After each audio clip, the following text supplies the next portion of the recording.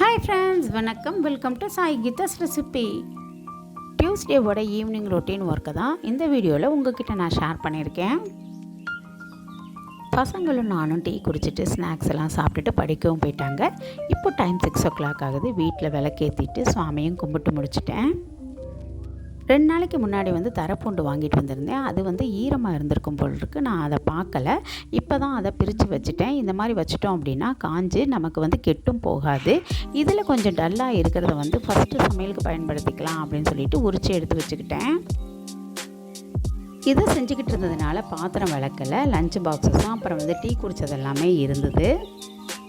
இன்றைக்கி செவ்வாய்க்கிழமை சந்தையும் இருக்குது. அதுக்கு போகணும் அப்படிங்கிறதுனால இதெல்லாம் இருக்கட்டும், டோட்டலாக நம்ம பாத்திரம் கழுவிக்கலாம் அப்படின்னு சொல்லிட்டு டின்னர் ரெடி பண்ண ஸ்டார்ட் பண்ணிட்டேன். டின்னருக்கு சேமியா உப்புமாவும் தேங்காய் சட்னி செய்யலான்னு பிளான் பண்ணியிருந்தேன். மதியம் வச்ச சாதம், சாம்பார், அப்புறம் மசால் எல்லாமே இருந்தது.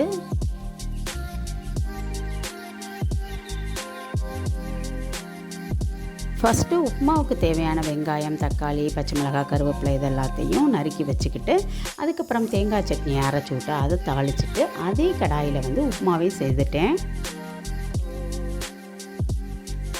இப்போது டைம் 7:15 ஆகுது. சந்தைக்கு போயிட்டு வந்துட்டு சாப்பிட்டுக்கலாம் அப்படின்னு சொல்லிட்டு சந்தைக்கும் கிளம்பிட்டேன்.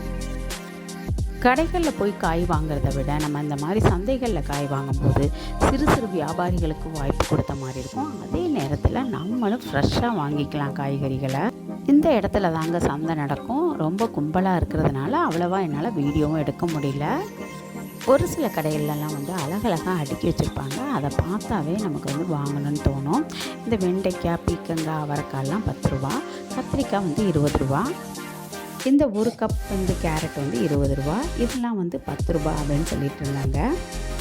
இந்த வாழைப்பழம் மட்டும் கொஞ்சம் கூட மாதிரி எனக்கு தோணுச்சு. மற்ற காய்கறியோட விலையெல்லாம் நம்ம கடையில் வாங்குறத விட கம்மியாக தான் இருந்தது.